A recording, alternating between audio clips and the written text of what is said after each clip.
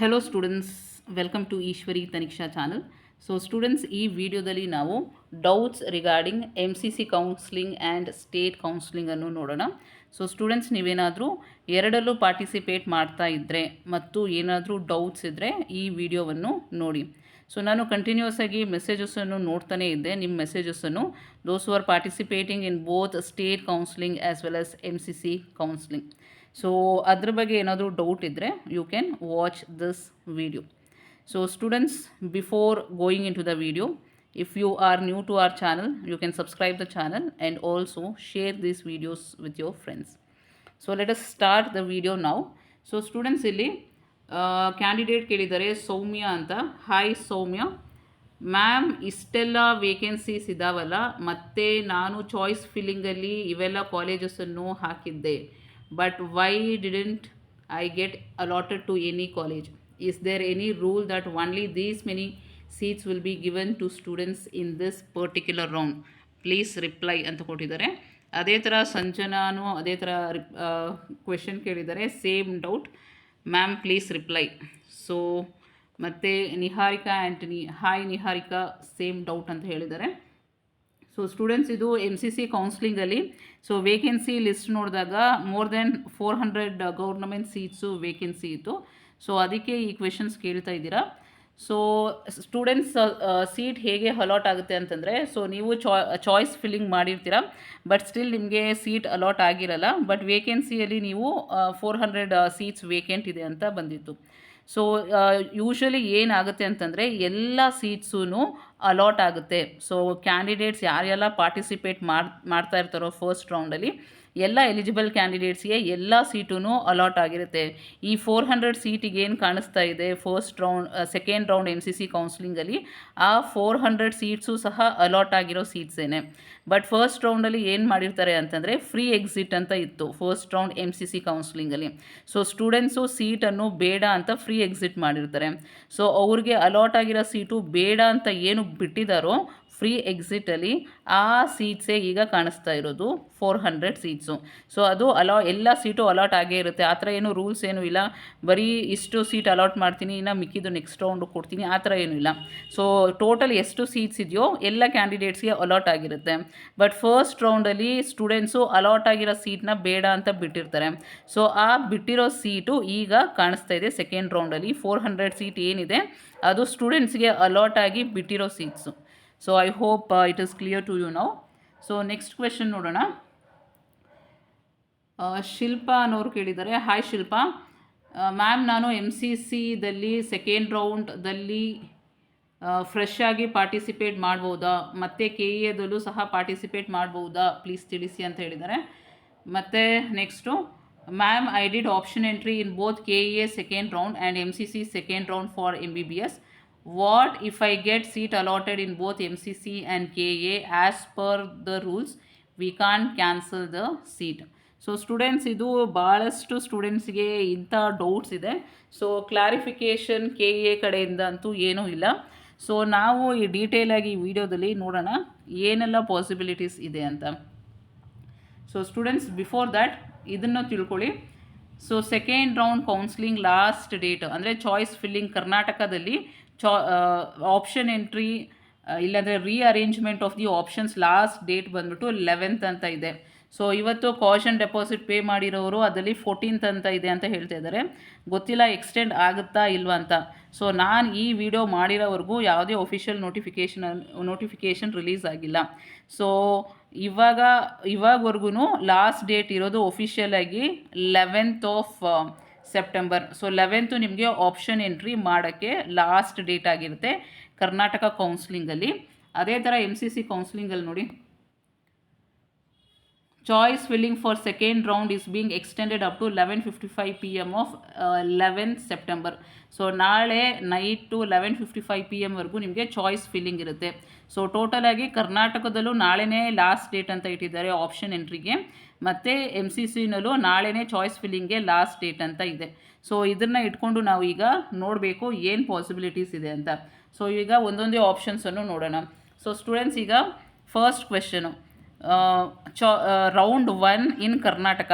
ಕರ್ನಾಟಕದಲ್ಲಿ ರೌಂಡ್ 1ನಲ್ಲಿ ನಿಮಗೆ seat allot ಆಗಿದೆ. ಸೊ ಸೀಟ್ ಅಲಾಟ್ ಆಗಿರೋದನ್ನು ನೀವು ಚಾಯ್ಸ್ 1 ಕೊಟ್ಟು ಅಡ್ಮಿಷನ್ ಮಾಡಿ ಫೀಸ್ ಪೇ ಮಾಡಿ ಅಡ್ಮಿಷನ್ ಮಾಡ್ಕೊಂಡಿದ್ದೀರಾ. ಸೊ ಈಗ ನೀವು ಆ ಸೀಟನ್ನು ಕ್ಯಾನ್ಸಲ್ ಮಾಡಿಕೊಂಡು ಇದರಲ್ಲಿ ಪಾರ್ಟಿಸಿಪೇಟ್ ಮಾಡ್ಬೋದಾ ಅಂತ ಕೇಳಿದ್ರೆ, ಸೊ ಸ್ಟೂಡೆಂಟ್ಸ್ ನೋಡಿ ಇಲ್ಲಿ,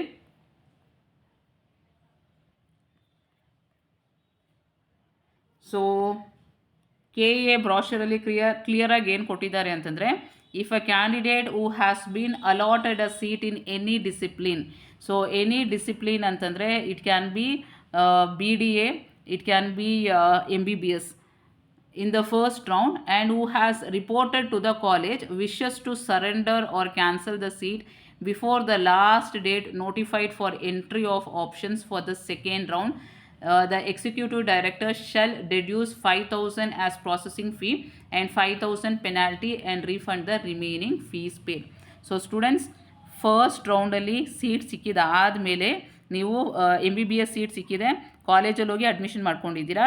ಈಗ ಸೆಕೆಂಡ್ ರೌಂಡಲ್ಲಿ ಪಾರ್ಟಿಸಿಪೇಟ್ ಮಾಡ್ತಾ ಇದ್ದೀನಿ ಅಂತಂದರೆ ನೀವೇನು ಮಾಡಬೇಕು ಅಂತಂದರೆ, second round option entry last date ಇರುತ್ತಲ್ವಾ, ಅಂದರೆ ಈಗ ಇರೋ ನೋಟಿಫಿಕೇಷನ್ ಪ್ರಕಾರ ನಾಳೆನೇ last date for option entry.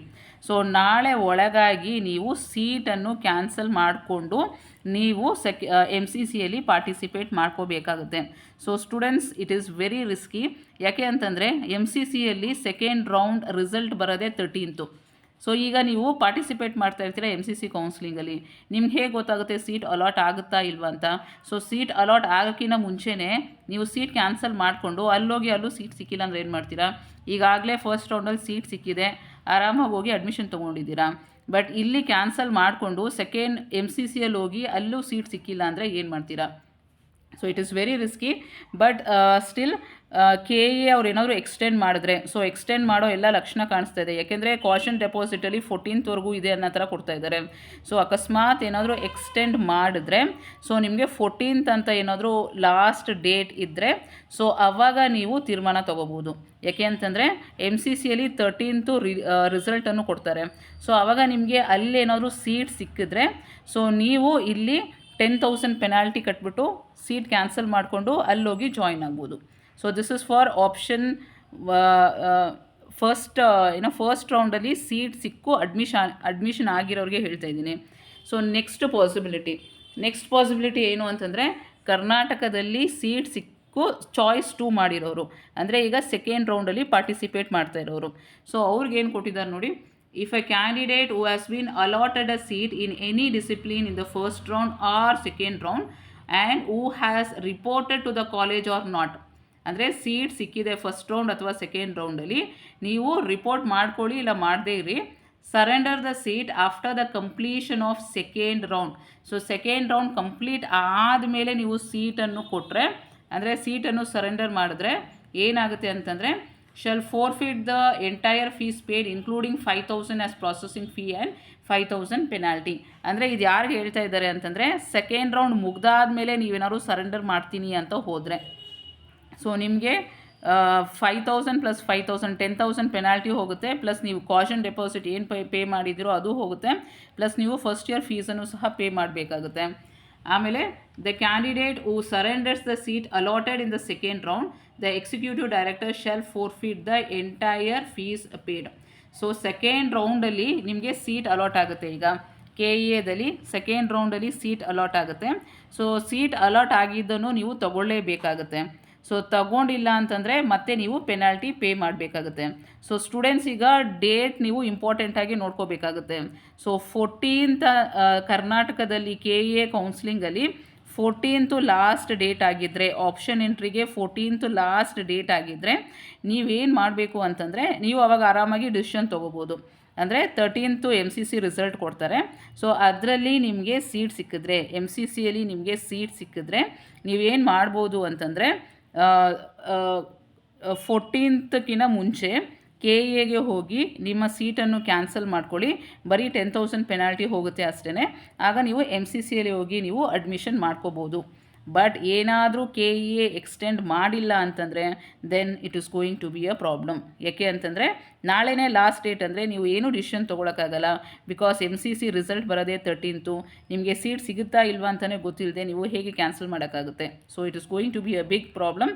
So ಇದು ಬರೀ KEA ಕಡೆಯಿಂದ ಕ್ಲಾರಿಫಿಕೇಷನ್ ಬರಬೇಕಾಗುತ್ತೆ ನಮಗೆ ಏನು ಮಾಡೋದು ಅಂತ.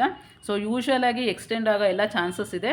ಸೊ ಒನ್ಸ್ ಎಕ್ಸ್ಟೆಂಡ್ ಆದಮೇಲೆ ಸೊ ಮತ್ತೆ ಏನು ಪಾಸಿಬಿಲಿಟಿ ಇದೆ ಅಂತ ನಾನು ಬೇರೆ ವಿಡಿಯೋ ಮಾಡಿರ್ತೀನಿ. ಬೈ ಚಾನ್ಸ್ ಏನಾದ್ರು ಎಕ್ಸ್ಟೆಂಡ್ ಆದರೆ, ಸೊ KEA ಕೌನ್ಸ್ಲಿಂಗ್ ಎಕ್ಸ್ಟೆಂಡ್ ಆದರೆ I'll make another video of all the possibilities for MCC counselling and KEA counselling.